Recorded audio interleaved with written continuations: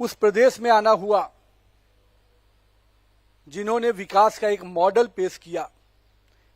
Gujarat model की चर्चा विकास के पैमाने पे देश के सभी राज्यों ने उसको मॉडल को कंपेयर किया, उसको आत्मसात किया और कई मॉडल को नवाचार का प्रयोग करते हुए अपने राज्यों में लागू भी किया।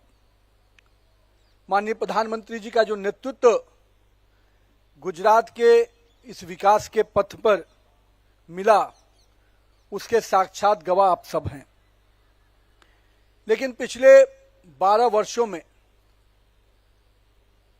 आप ही के गुजरात के लाल, गुजरात के इस पवित्र भूमि के माननीय प्रधानमंत्री श्री नरेंद्र मोदी जी ने पूरे देश को एक नई दिशा दी है। बजट एक फाइनेंशियल मैनेजमेंट है। बजट विकास का सूचक होता है। बजट अंतिम व्यक्ति तक विकास की योजनाएं कैसे पहुंचे उसका आकार दिखता है। और मैं मानता हूं हमारे विचार पुरुष, हमारे वरिष्ठ नेता जो दीनदयाल उपाध्याय जी कहते थे कि हम अंतिम व्यक्ति तक जब तक विकास की योजनाएं नहीं पहुंचा देंगे तब तक हम विकास को सही रूप से परिभाषित नहीं कर सकते।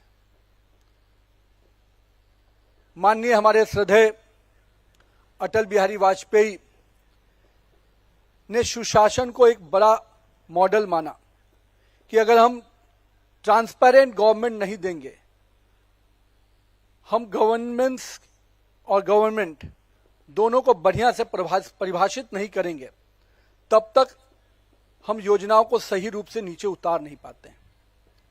और मेरा मानना है कि जिस प्रकार से पिछले 12 वर्षों में देश ने देखा, आपने तो बहुत पहले से देखा, पर देश ने पिछले 12 वर्षों में माननीय प्रधानमंत्री जी का अंतिम व्यक्ति तक योजनाओं को पहुंचाना और ट्रांसपेरेंसी और गवर्नेंस के पूरे मॉडल के साथ पहुंचाना, ये कहीं ना कहीं पिछले 12 वर्षों की सबसे बड़ी सफलता मैं इसको मानता हूं।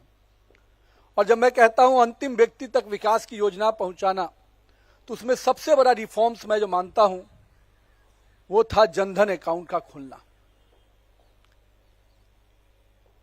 इसी देश में जब माननीय प्रधानमंत्री जी ने कहा कि मैं गरीब का खाता खोलूंगा, तो अलग अलग चर्चाएं हुई।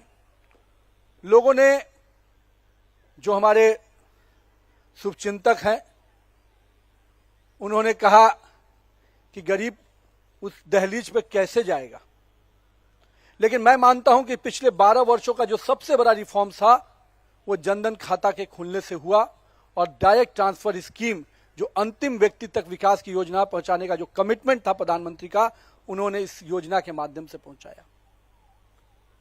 हम लोगों ने देखा था, सब लोग कहते थे, हम लोगों ने भी अपने वरिष्ठों से सुना, एक कालखंड ये भी था जब कहा जाता था कि 1 रुपया दिल्ली से चलता है तो 15 पैसा पहुंचता है उस गरीब के खाते में।